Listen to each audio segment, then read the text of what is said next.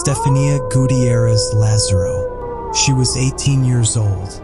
She was a student at a secondary school in Vallecas, a working-class district in the south of Madrid, Spain. By all accounts, she was an ordinary young woman. Curious, social, bright, with her whole life spread out in front of her like an unwritten page. She had friends. She had family who loved her. She had plans, the way young people have plans, loose and hopeful and full of the assumption that there is always more time. On a day in 1990 at her school in Vallecas, Estefania and a group of friends did what groups of teenagers have done at slumber parties and school gatherings across the world for generations. They got out a Ouija board. The session began the way these things always begin, with laughter and nervousness, with fingers lightly placed on the planchette, with questions asked half-jokingly into the air. Is anyone there? What is your name? How did you die? The laughter did not last long. What happened during that session has been pieced together from the accounts of the students who were present. They do not all agree on every detail. Memory is imperfect and fear distorts it further, but on the core of what occurred they are consistent. The planchette began to move in a way that did not feel like the subtle, suggestible drift of collective unconscious movement that skeptics use to explain Ouija responses. It moved with force, with direction, with what the students described as intention. It spelled out words that none of them wanted to spell. It answered questions with answers that were specific and wrong in a way that felt deliberate, as if whatever was responding was not trying to be believed, was not performing for the students, but was simply present and indifferent to whether they understood it or not. And then a teacher walked in. The teacher saw what the students were doing and intervened, as teachers do, as authority figures in schools are meant to do when they find students doing something they should not be doing. She reached forward and broke the session. She interrupted it. She separated the students from the board before whatever protocol the students half remembered about properly closing a Ouija session could be followed. You do not interrupt these things. You do not open a door and then simply walk away without closing it. Every tradition, every culture, every body of experience that has ever documented these practices agrees on at least this much. You close what you open. You say goodbye. You end it properly. The session was not ended properly. And Estefania Gutierrez Lazaro, who had been sitting at that board, whose fingers had been on that planchette, who had been the most active participant in the session by the accounts of the others present, walked out of that room with something following her. The changes in Estefania began within days. Her parents, Concepcion and German Gutierrez, noticed them first in small ways. She was different, distracted. There was something behind her eyes when she looked at them that had not been there before. A distance, a quality that her mother would later struggle to describe accurately, settling eventually on a word that sounds simple but carries enormous weight. She said her daughter no longer seemed entirely present, as if part of her was somewhere else, as if she was listening to something no one else could hear. The nightmares came next. Every night, without exception, Estefania would wake screaming. Not the general distress of a bad dream, but a specific, focused terror, as if she was being shown something with deliberate intention. She began describing figures in her room, not vague shapes, not shadows at the periphery of half-sleep, specific figures, standing at specific locations in her room, watching her with a specific quality of attention that she said felt different from anything she had experienced before. She said it felt like being studied. Her health began to deteriorate. She developed seizures, sudden, violent, with no neurological explanation that the doctors who examined her were able to identify. Her brain scans were normal.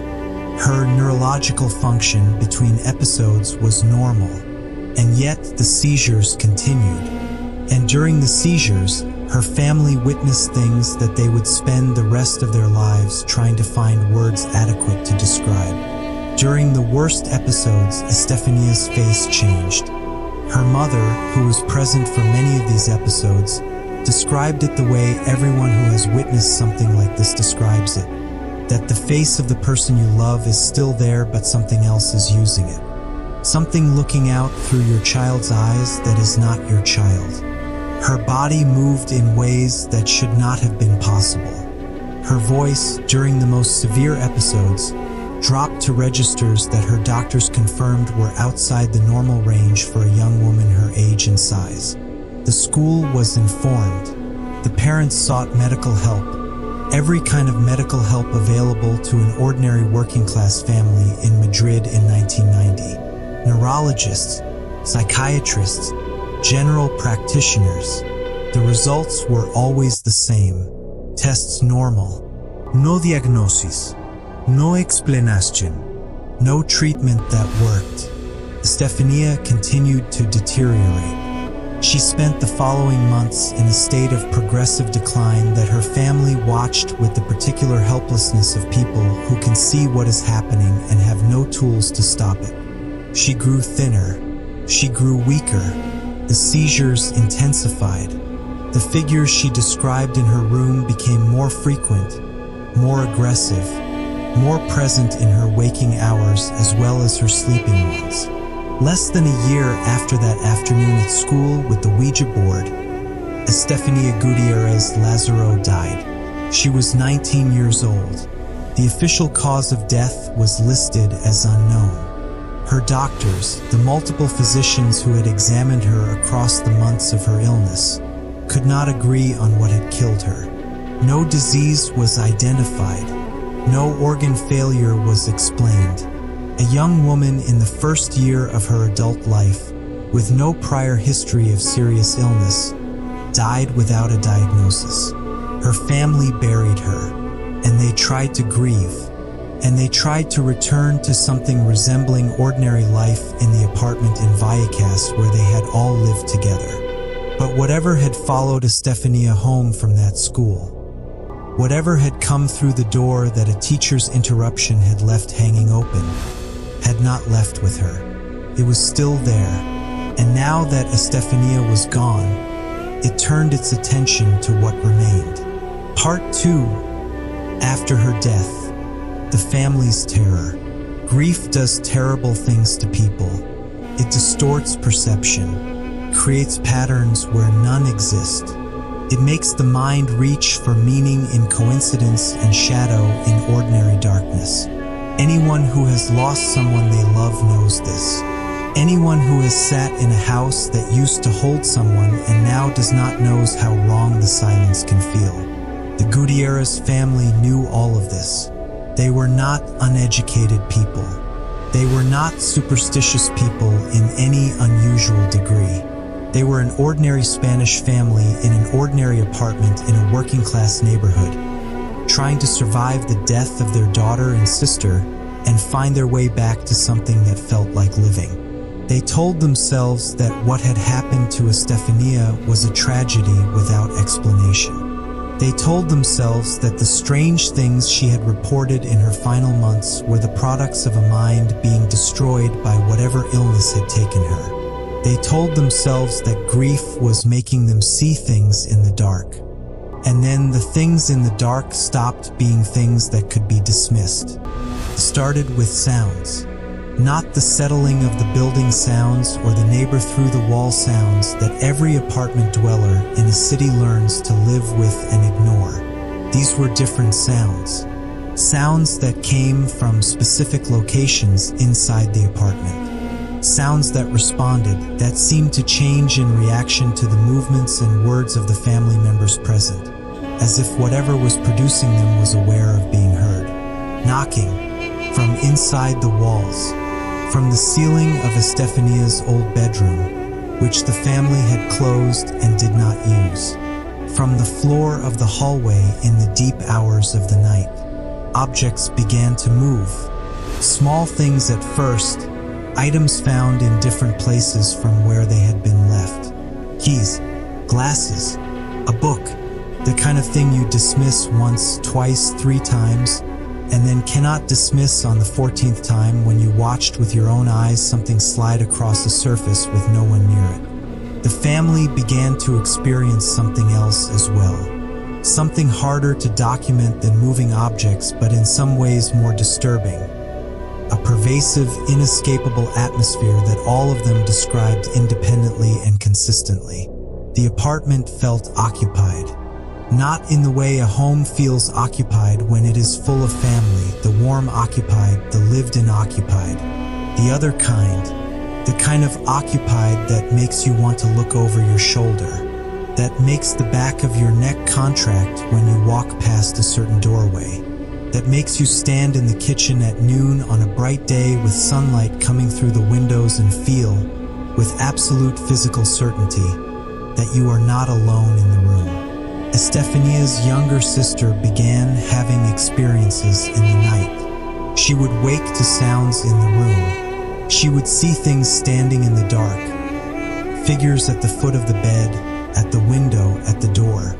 She described, with a consistency that her parents found more disturbing than any individual detail, the same figure, the same shape, the same quality of attention. Then the apartment erupted. On a specific night, a night the family would be asked to describe many times in the months that followed.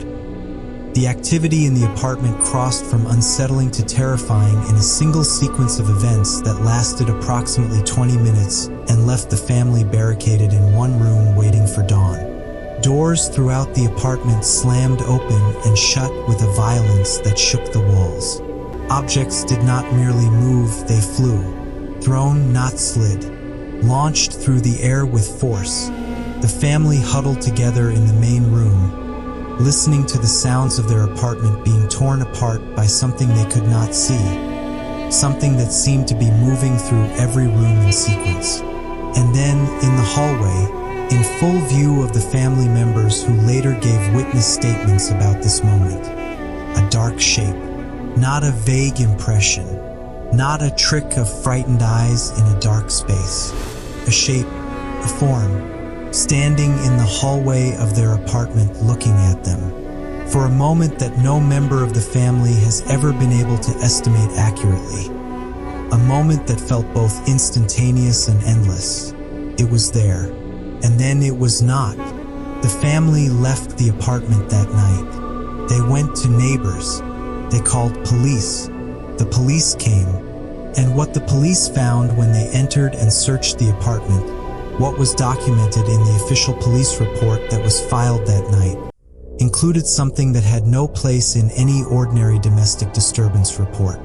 A figurine, a small religious figurine that had been in the family for years, was found in a locked room with its face burned. Not scorched, not discolored, burned, with the specificity and precision of something that had been held directly to a flame. There was no fire damage anywhere else in the room. The figurine had not been near any heat source, and no one in the family had touched it. It was not the only object in the apartment that had been physically altered in ways that could not be explained. There was more, but the police report, dry and careful and written in the language of official documentation, recorded what it recorded. And what it recorded was enough that when the case eventually reached a judge, the judge read that report along with the family's testimony and the medical records of Estefania's unexplained death. And he made a decision that no judge in the history of Spanish law, in the history of any legal system in the modern world, had made before. Part 3. The judge's verdict and legal history.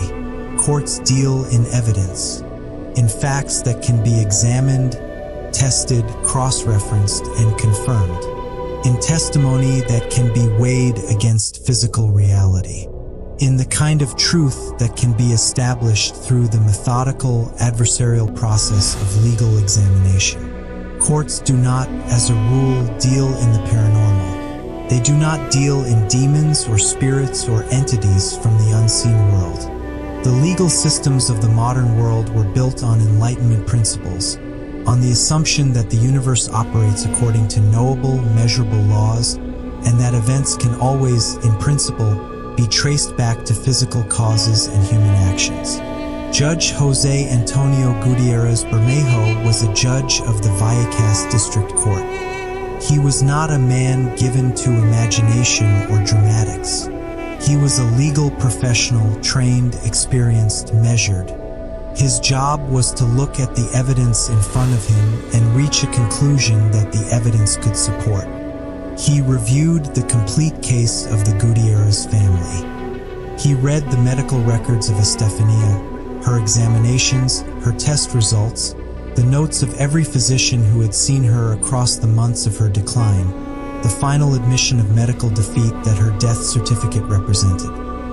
He read the police reports from the night of the disturbance in the apartment, the responding officer's notes, the description of what they found, the documentation of the burned figurine, and the other physical alterations that had no conventional explanation.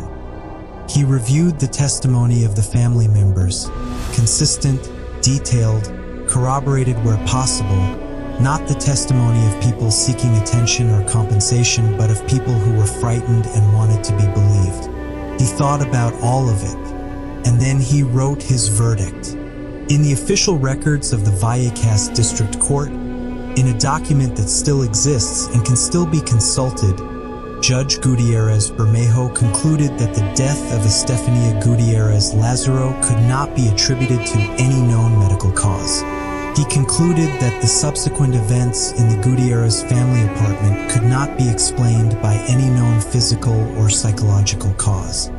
He concluded, and this is the sentence that entered legal history, the sentence that has been quoted and debated and examined ever since, the sentence that stands alone in the entire archive of modern judicial decisions, that the evidence before him was consistent with paranormal causation.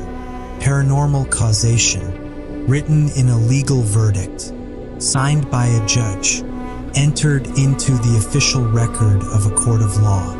It is the only time in the history of the modern legal system that a judge has looked at the evidence before them and concluded, officially, formally, and for the record, that the explanation was paranormal. Think about what it took to reach that conclusion. Think about the professional risk of it. Think about a man whose career was built on reason and evidence and the orderly application of legal principles, sitting with the files of a family and their dead daughter, and concluding that what the evidence showed him could not be explained by anything in the framework of the world he had been trained to navigate. Think about how much evidence there must have been, how thoroughly conventional explanations must have been exhausted, how impossible it must have felt, and how much more impossible the alternative must have been before a trained legal mind arrived at that word. Paranormal. The Vallecas case was investigated in subsequent years by researchers, journalists, and investigators drawn by the unique nature of that verdict. What they found, when they went back to the original documents, the original witnesses, the original evidence, was not the easy-to-dismiss story of a credulous family and an overreaching judge. They found a medical record of a young woman who died without explanation. They found a police report documenting physical evidence that could not be accounted for. They found a family who had not sought publicity, had not sought compensation, had not sought anything except to be left alone with their grief, and who had been dragged into a legal and public process they never wanted by the sheer weight of what had happened to them. Investigators who visited the apartment years later, the same apartment still standing in Vallecas, reported that even with Estefania long gone and the family having eventually moved away and other tenants having lived there in the intervening years, even with all of that time and all of those ordinary lives layered over whatever had happened there, the apartment still felt wrong. One investigator, writing about his visit, said that he had been in many allegedly haunted locations over the course of his career. He said most of them felt like nothing, like ordinary rooms in which ordinary things had once been reported and then exaggerated in the retelling. He said the Vallecas apartment was different. He said he stood in the hallway where the family had described seeing the shape, and he felt something that he spent 3 paragraphs trying to describe before concluding, with the particular frustration of a man who makes his living dealing in the precise, that he did not have adequate language for it. He said it felt occupied. There is that word again, occupied. The door that a teacher opened by interruption. The door that an 18-year-old girl and her friends opened with a piece of cardboard and a plastic pointer and the laughing assumption that nothing would actually happen. That door was never properly closed. Estefania paid for it with her life. Her family paid for it with years of terror and grief so tangled together they could not always tell which was which. And somewhere in a district court archive in Madrid, there is a document. A legal document with a judge's name and a judge's signature. A document that took everything the modern world believes about the nature of reality and quietly, formally, irrevocably set it aside, in favor of the only word that fit, paranormal. There are doors in this world that were never meant to be opened. And the most dangerous thing about them, the thing that no one tells you when you sit down with your friends and your laughter and your comfortable disbelief, is that once they are open, they do not always close again just because you walked away. Sometimes what comes through stays. Sometimes what comes through has nowhere else to be. And sometimes in an ordinary apartment, in an ordinary neighborhood, in an ordinary city full of ordinary people going about their ordinary lives, it is still there, waiting in the hallway, looking at you.